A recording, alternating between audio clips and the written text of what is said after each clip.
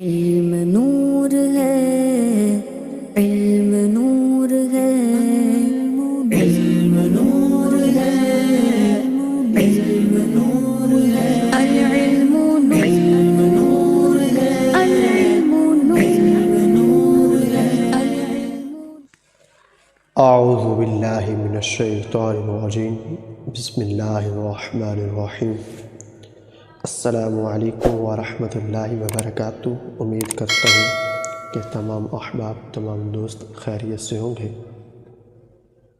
آج انشاءاللہ العزیز ہم طہارت کورس شروع کرنے لگے ہیں۔ طہارت کورس میں ہم غسل کے احکام فقہ حنفی کے مطابق اور دیگر تیمم وغیرہ کے احکام بھی سیکھیں گے۔ تو آئیے ہم آج کا پہلا لیکچر شروع کرتے ہیں۔ پہلے ہم جانتے ہیں کہ غسل کا حکم ہمیں قرآن مجید میں دیا گیا یا نہیں۔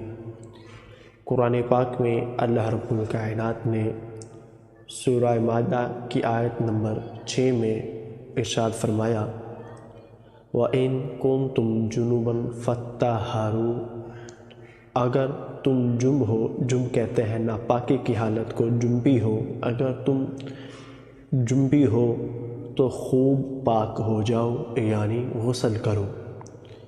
رسول اللہ صلی اللہ علیہ وسلم فرماتے ہیں، جو شخص غسل جنابت میں ایک بال کی جگہ بے دھوئے، یعنی ایک بال کے برابر جگہ کو اگر نہ دھوئے اور چھوڑ دے، اس کے ساتھ آگ سے ایسا کیا جائے گا، یعنی پھر اس عضو کو جس کو اس نے نہ دھویا، غسل جنابت میں کہ غسل کرنا فرض تھا لیکن اس نے اس کو چھوڑ دیا، نہ دھویا، تو اس شخص کے اس عضو کو آگ سے دھویا جائے گا۔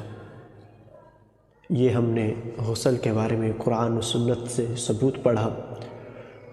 غسل کے لغوی معنی ہے جسم کو دھونا۔ غسل کے لغوی معنی جسم کو دھونا کے ہیں، نہانا کے ہیں۔ غسل کے 3 فرائض ہیں۔ ہم ان فرائض کے بارے میں جانتے ہیں کون کون سے ہیں۔ سب سے پہلا فرض ہے کلی کرنا۔ کلی کرنا غسل کا پہلا فرض ہے۔ نمبر 2 پر ہے ناک میں پانی چڑھانا، یہ غسل کا دوسرا فرض ہے۔ پہلا فرض کلی کرنا ہے جبکہ دوسرا فرض ناک میں پانی چڑھانا ہے۔ اور غسل کا تیسرا فرض جو ہے وہ تمام ظاہری بدن پر پانی بہانا، یعنی جسم کا ہر وہ حصہ جو ظاہر ہے اس پر پانی بہانا۔ اب ظاہر سے مراد یہ نہیں لینا کہ جو دیگر انسان دیکھ سکتے ہیں، تو یہ ظاہر سے مراد یہ ہے کہ بیرونی حصہ نہ کہ اندرونی حصہ، ہر بیرونی حصے پر پانی بہانا یہ فرض ہے۔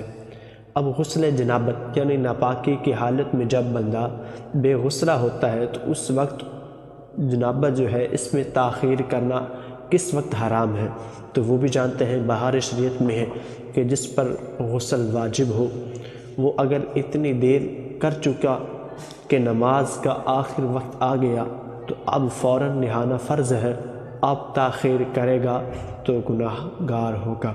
کوئی بھی شخص ہے، چاہے مرد ہو عورت ہو، اب اگر وہ ناپاک تھے، ایسی حالت میں تھے کہ وہ نماز وغیرہ نہیں پڑھ سکتے تھے، تلاوت کلام مجید نہیں کر سکتے تھے، اور ان پر نماز کا وقت آ گیا تو اب ان پر نہانا غسل کرنا فرض ہو گیا۔ اگر اب تاخیر کریں گے تو گناہ گار ہوں گے۔ آج ہم نے غسل کا لغوی معنی جانا، غسل کا قرآن و حدیث سے ثبوت جانا اور اس کے فرائض جانے، تو انشاءاللہ ہم نیکسٹ لیکچر میں غسل کا طریقہ مکمل تفصیل کے ساتھ جانیں گے۔ تب تک کے لیے اجازت دیجیے۔ السلام علیکم ورحمۃ اللہ وبرکاتہ۔